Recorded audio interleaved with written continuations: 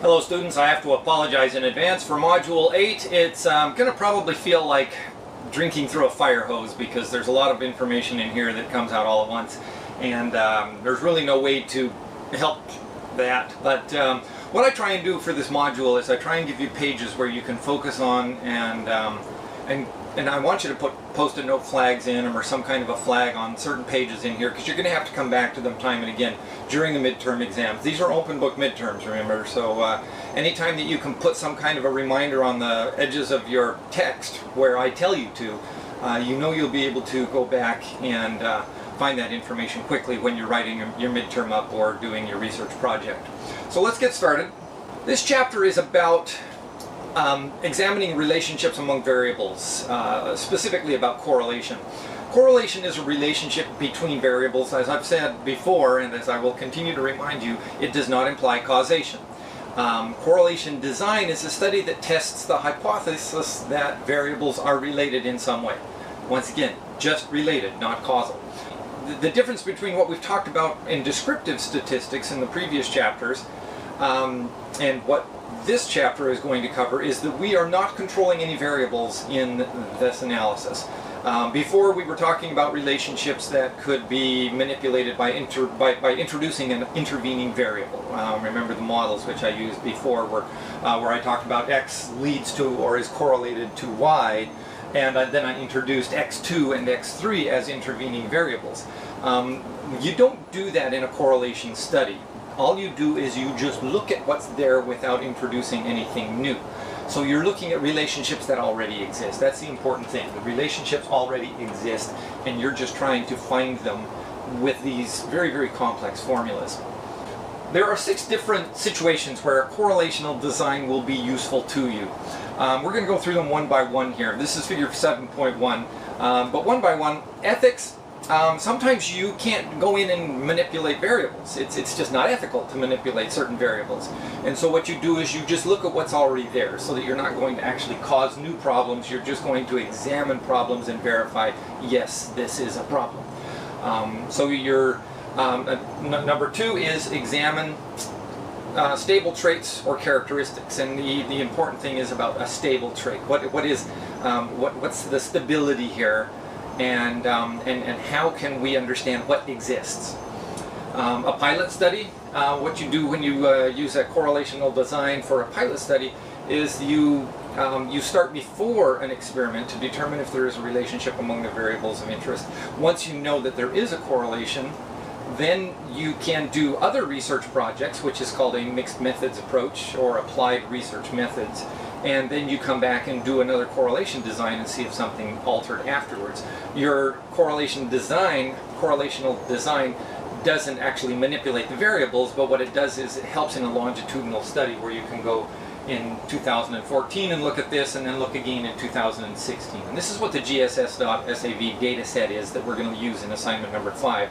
GSS stands for General Social Survey. And it's a longitudinal survey that's been around since the 1960s, I believe. And so there's this enormous amount of longitudinal data available, but it's a series of regressions that you can do with the GSS database file. And so you can compare 1970 to 2010 and say this is what's changed in 40 years. But it's just a correlational design 40 years apart.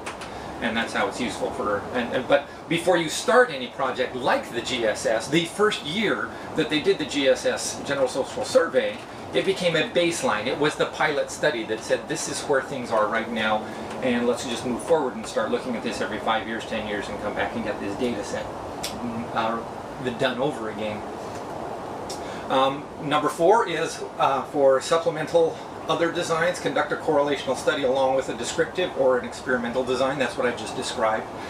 When you go in and you take a benchmark and then you use that with another or descriptive or an experimental design and then come back and look at it. Increased external validity is done because correlational studies do not involve manipulation or control. They tend to have greater external validity than experiments. So you're really you're not interfering with anything when you do a correlational design. You get the data without interfering with the individuals' lives, and then you just establish whether there is a correlation or not. And then finally, to assess measurement reliability and validity. Correlational design is a primary way to assess the reliability and validity of measurements. I like this example here. I don't know if how many of you have ever had cats and dogs in the same house. I have 4 children, and growing up we always had a cat and a dog. And cats and dogs sometimes don't behave, and almost in every circumstance the dog initiates the bad behavior and the cat causes some kind of damage, whether it's a vase or the carton of milk being knocked off. And then the dog disappears and the cat just lays down wherever cats lay down, and somebody thinks, oh, okay, the cat spilled the milk. Well, yeah, the cat did spill the milk, but it was because the cat was being chased by the dog. And so this is what they talk about. There is correlation, but there's not causation. Can we blame the cat for spilling the milk? Because the milk wouldn't have been spilled if the dog wouldn't have been chasing the cat. And so that's a very important thing to understand about correlation and causation. Yes, the cat was the animal that hit the jug of milk. But, and so that caused the jug of milk to be knocked over. But then you have to back up one more layer and you say, oh, okay, that would never have happened if the dog wouldn't have been chasing the cat. So the primary limitation, correlation does not imply causation. We've talked about that constantly throughout all of the chapters up to this point in time. Correlational designs lack control, and therefore we cannot determine if one variable caused a change in another if there is an alternative explanation. That's a very important thing to keep in mind. This is another illustration, figure 7.3 from the textbook. You'll have to look at the order of events. Is he angry because she started shouting at him? Or did she start shouting at him because he was angry with her? So, and a correlation does not establish order of events. Correlation just says she's shouting at him. That's the circumstance that the study captured. This study does not capture necessarily the order of the event, and so that's more study is going to be required. Correlation does not allow us to tell the order of events, and so we cannot make assumptions about what event caused another. Designing a powerful correlational study means that you have to avoid ceiling effects and floor effects. As they used in the example in the textbook, if you are doing a survey on how often university students text every hour, and you give them an option of 3 times an hour to 10 times an hour, you've established both a floor event and a ceiling event, because some students may text as 0 times per hour and some students may text 30 times per hour, but you're not going to capture that in the study. So you have to be careful that you do not limit the ceiling or establish a floor. So let's get talking about Pearsons R. Pearsons R is the baseline for regressions. It captures a correlation coefficient, and it's used to determine whether a linear relationship exists between 2 variables. The variables must be both measured on an interval or a ratio scale. Interval or ratio scale means that it has to be those enormous open-ended surveys that we talked about, where there is where it will not show up on a histogram. It could be so enormous that it would never show up effectively on a histogram. You certainly could never do a cross-tabulation analysis, because a cross-tabulation has rows and columns. And so if you have if you have scale data or interval or ratio data, rows could be a number in the hundreds and the columns could number in the hundreds. And so you can't do any of those types of analysis. They just don't work. Bar graphs don't work. Histograms don't work. Cross-tabulations don't work. So that's where this Pearsons R comes in, where both sets of data are interval or ratio scale. The Pearsons R provides 2 pieces of information about a correlation. It establishes the direction of the relationship, whether it's positive or negative, and it establishes the strength of that relationship, up to and including positive 1 or minus 1. And positive or minus 1 means that it is a perfect relationship, that for every increase in X there will be a corresponding increase in Y, and it's every time, every situation, every sample will have that perfect relationship, and it won't ever change from that. And so let's get into that.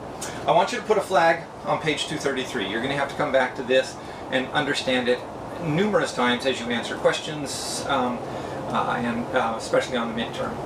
So, the positive relationship, when there is a positive relationship, As one variable increases along the x-axis, the other variable will also increase along the y-axis, or vice versa. A negative relationship is established when, as the x-axis increases, the y-axis decreases.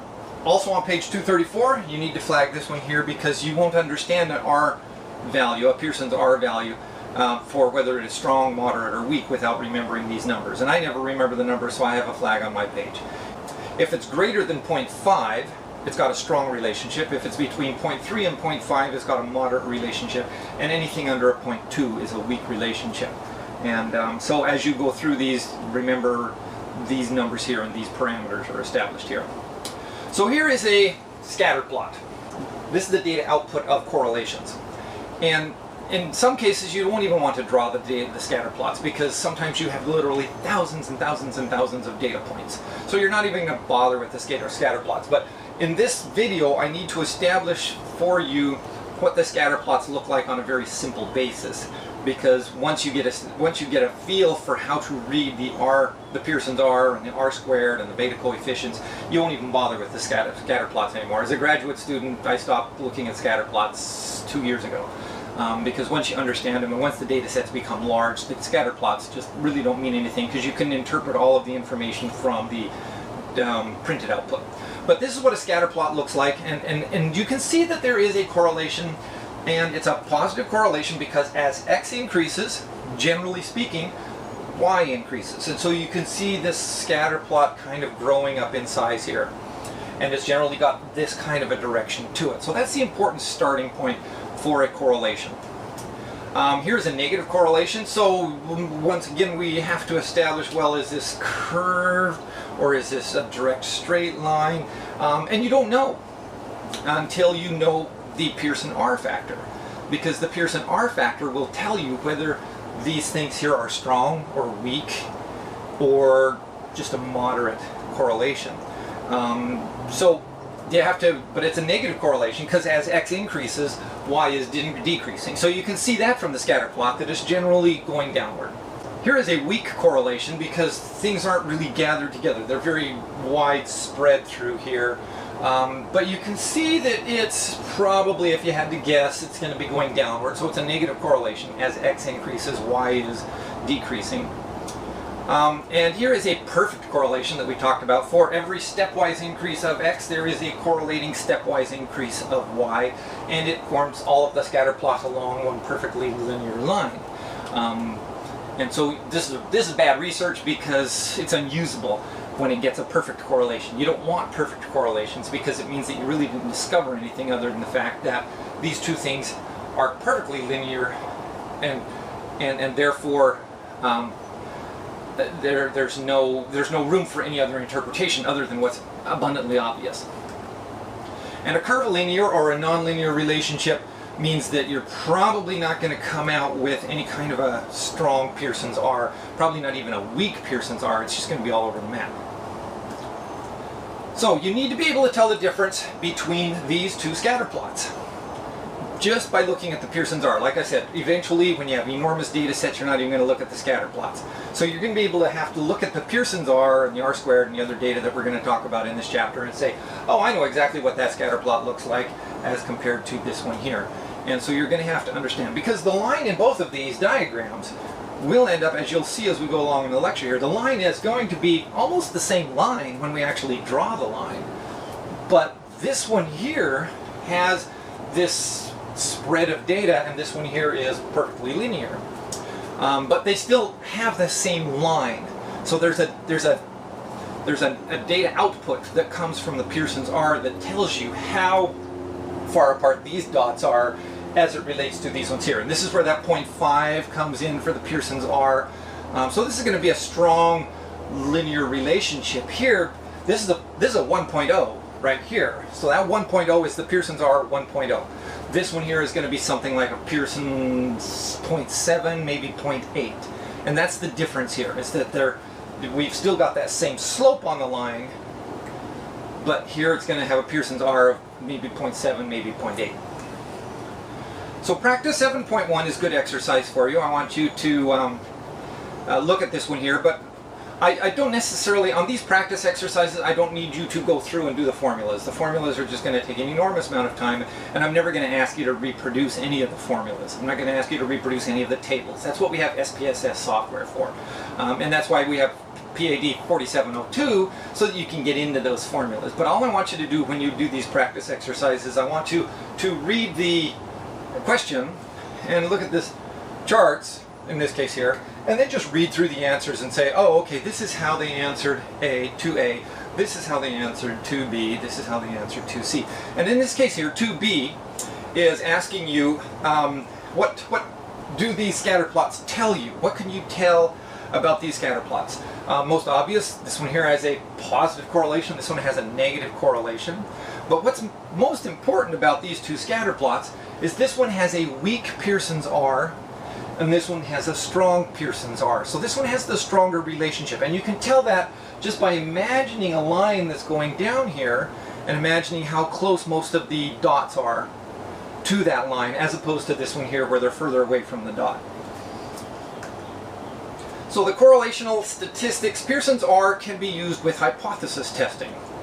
And these are easy hypotheses to word when you're using a Pearsons R, because they're very, very plain and simple in their wording. A null hypothesis is simply there is no relationship between the two variables. And the alternative hypothesis is always there is a relationship between the two variables. That's as simple as it is to word a hypothesis when you're using correlational statistics, because it's really simple to reject or support the null hypothesis. So on page 239, I want you to understand that page. If you don't understand how the Pearsons R and hypothesis testing works, it's in detail on page 239, and I want you to get into that.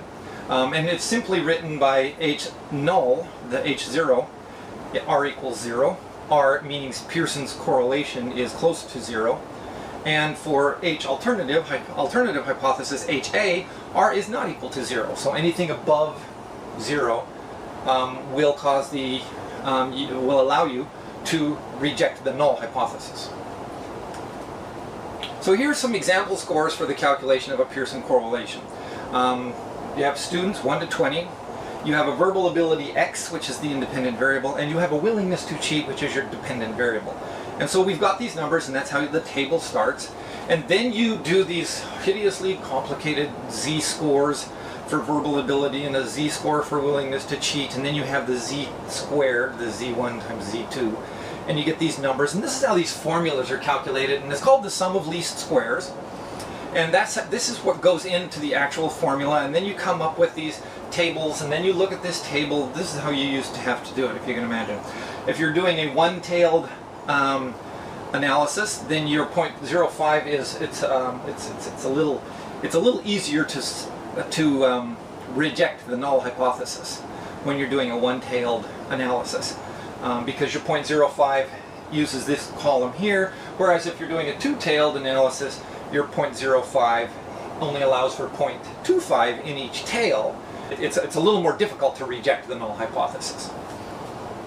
So this is how it works in this in that table there, that exercise that they provided in the textbook. R equals negative 0.6579.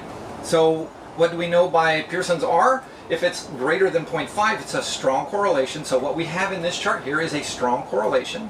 It's a negative number, so that we know it's going to be descending. So we didn't even have to see this scatter plot in order to come up with these conclusions that I'm going through right now. 0.65 tells us it's a strong correlation, means they're going to be close to a line. Negative means it's a downward slope. Therefore, we already know without even looking at the scatter plot that we can reject the null. And this is all on pages 241 to 243. And here's the line in that, so you can see the line and you can see how close they are to the line. They're not really, really close. But by the same token, you can see that they are gathered and accumulated near that line. So that's where the 0.66 comes from, 0.6579. And the negative number tells you that it's the slope. So we didn't even have to see these charts if we had this data here, R equals negative 0.6579. But in the old way of doing it, you had to look at table 7.4 to see whether it was statistically significant or not. And because anything above 0.4438, absolute value of 0.4438, so you drop the negative sign off, and 0.6579 is greater than 0.4438. So therefore we know that it is statistically significant at the 0.05 level, and therefore we can reject the null. That's how it works. Practice 7.2. Once again, I just want you to read the exercise and read the answer in the back. Don't bother doing the whole causation calculation thing. Knowing what the data means is more important than knowing how the tables work. So just read through the answer, read the question, read the answer, read the question, read the answer, read the question, read the answer, and make sure that you understand the significance of what they're saying without actually going through the exercise of using the tables, because I'm never going to ask you that on the test.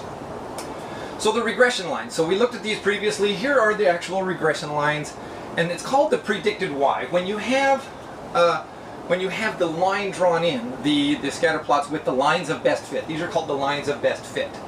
When you have the lines of best fit drawn in, it allows you to establish a predicted Y, and it's called Y prime. So Y is the plotting of point X and point Y gives you the dot on your scatter plot. If you're using this line to predict Y, it's called Y prime, which is that Y with a little apostrophe on it. Okay, so this allows you to give a predicted Y. So here's a negative slope, that's a negative correlation. Here is a weak correlation. See how far everything is away from the regression line in this one here. And there's your perfect correlation there. So these are all very important diagrams. When you're talking about predicted Y, I don't know if you remember your high school geometry or not, but we talked about rise and run when you had a graph. So y-axis talks about the rise over the run. That establishes slope. So if you remember the formula for slope, it talks about rise over run. Rise divided by run equals your slope of your line. A regression line will never be greater than 1.0. That's the statistically highest number you can get. That's that perfect correlation. So a 45-degree slope is a rise of 1 equals a slope of 1, a run of 1. So 1 over 1 is a perfect perfect correlation. So when you have that line of best fit, what you're looking for is what your predicted Y comes from. Is your predicted Y comes from and looking at the graph or the chart and imagining or marking with a ruler an increase of 1 in the run. So here with this blue arrow here, if you increase a 1 unit increase in X as the run, when you use the regression line to get your predicted Y or Y prime, then what you do is you draw these lines back over to your Y-axis and then you calculate or look at by a best estimate the change in Y with a 1 unit increase in X. And that is that's how you do a predicted Y. This is going to be on the final exam, and there's going to be more videos on this. But this is called your predictor variable, your X independent variable, and your predicted Y is the way of looking at this regression line and using it to actually estimate and infer statistical significance to your population. So this is how you infer your research using a regression line. So don't get into these equations once again. This is table 7.5. Just know that this table here produces the chart on the next slide. So this is that chart on the next slide. We have the y-intercept that I showed you, the slope that I explained to you, and we're going to go into this at the end of this video, so you don't need to write this down now. You have the standard error of the estimate, which is required for the formula if you're going to do it actually mathematically. But here's the most important thing, is that you have this coefficient of determination r squared. And once again, the bigger the r squared, the better. R squared, of course, because it's a fraction below 1, will always be less than Pearsons R. But still, r squared, bigger is better. It means there's a stronger correlation here. Do not confuse Pearsons R with r squared. Pearsons R is on page 233, and the coefficient of determination r squared is here and explained on page 254. Okay, so the correlation between verbal ability and willingness to cheat is what we'd looked at earlier, and it's a negative correlation. The better your verbal ability is, the lower the willingness to cheat is. So people who can communicate better and speak better typically have less incentive to cheat. That's what it tells you. It drops. The incentive to cheat drops as people get better with verbal ability. So the key wording here, and this is very important from practice 7.3, what I want you to do is read through this exercise here, same way, and read the question, read the answer at the back, read the question, read the answer at the back, 1, 2, and 3. But especially point number 2 here, I want you to pay close attention to it. The key wording in this here is that an R squared, the coefficient of determination, allows you to use the wording in your analysis in your research project that, in this case here, 28% of the variability in life satisfaction scores, or about 1 in 4, because it's a little bit above 25%, so a little bit more than 1 in 4, can be accounted for by minutes spent exercising. This is what this practice exercise tells you, and you go through it all, and the coefficient of determination, or R squared, as you read here at point number 2, R is 0.53, 0.53 squared is 0.28. This tells us that 28% of the variability in life satisfaction scores, or about 1/4, is accounted for by minutes spent exercising. That's what it means when you actually do an R squared calculation, so the coefficient of determination. So we're going to move on here. An example of hand-entered data. So SPSS does start with data like this, and this is how you, if you're going to actually go out and get your own primary research and do your own primary research, you would come up with numbers like this, and you have to enter them actually into the SPSS software. For the GSS survey, which has literally thousands of respondents, somebody did sit down and enter this information into a spreadsheet just like you see here. So that's how the data starts. Somebody enters it into a spreadsheet like this. And that's very important. So that's on table 7.4. And then you come up with your scatter plot if you want to generate one. This one only had 20 data points, so the scatter plot is fairly readable. And then you do your regression line. So the little circles mean these were the observed points in the scatter plot, and then you actually draw the line by doing the sum of least squared. So the scatter plot with a line of best fit for predicting self-esteem from body image based on your 20 data points looks like this. Then once you get, as shown on figure 7.9, what you get if you don't want to look at the scatter plot, if the scatter plot is just too messy, all you really need to look at is this kind of output here. This is the output for correlation. So looking at Pearsons R up here, look at the Pearsons R table from SPSS, you find that the correlation between body image and self-esteem for your sample is stronger than T equals 0.776. So that tells us that it was a positive number, and so it's a rising line, and 0.776 means it's a strong correlation, so that means that all of the data points are fairly close to the line. So it's fairly obvious by looking at a scatter plot that there's going to be a line there, and that's what 0.776 tells you. In addition to the Pearsons R value, the p-value is 0, so it means it's really incredibly statistically significant. So all you really need is 0.05 or less on this on the p-value to be statistically significant, and n equals to 20, so that's the size of your survey. So note that the correlation information is repeated down here for the self-esteem analysis. So it says, okay, as it relates to body image, it looks like this for as it relates body image to self-esteem. So this is just a little matrix here of 2 by 2. And self-esteem, as it is related to body image, is reported here. This is important, and the reason that SPSS reports it this way is because we're going to talk about multiple regressions, and when you get multiple regressions, your table looks a little more robust. But here is the other figure 7.10. This is the other information that you get from SPSS. Here it reports your R at 0.776, and it does R squared for you, which is 0.602. And the other thing which we're going to look at on here is, you can skip the ANOVA right now. We're going to get into the ANOVA analysis in chapter 11 or 12, I think. But the other thing that's going to come up fairly soon here in the semester is that we're going to start looking at these numbers here, which tell you the y-intercept and the slope. So when you get down to this b, which is a beta number, the y-intercept, which tells you where the actual line runs through the y-axis here, you can tell us in between 10 and 20 here.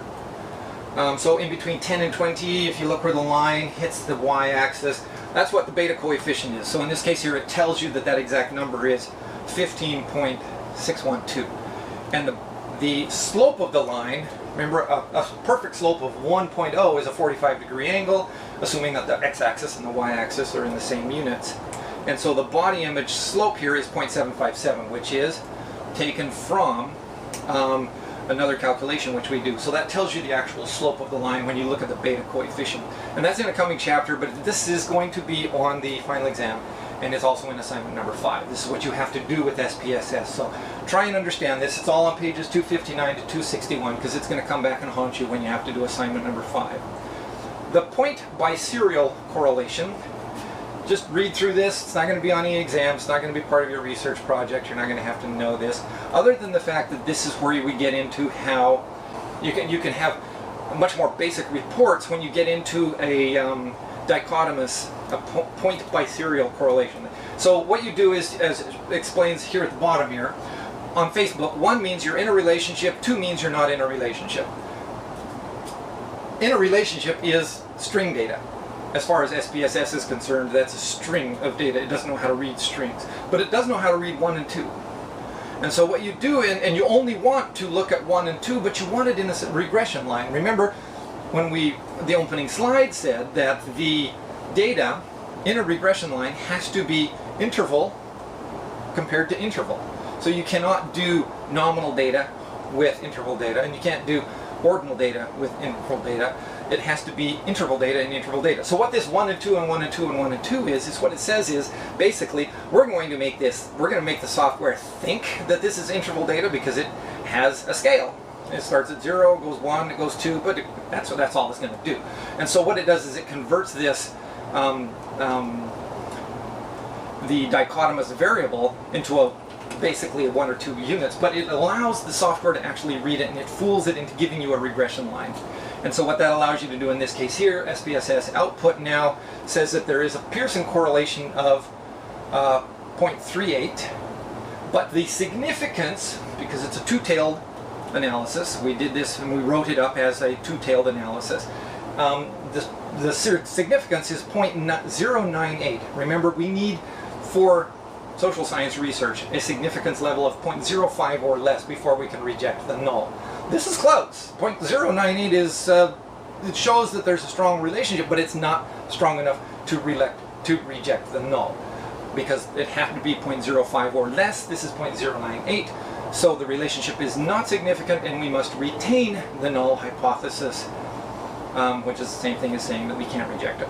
That's on page 263 to 264. Once again, you don't have to know anything about this other than the fact that on here it was 0.098, which means that we must retain the null hypothesis. Important wording. We retain the null hypothesis.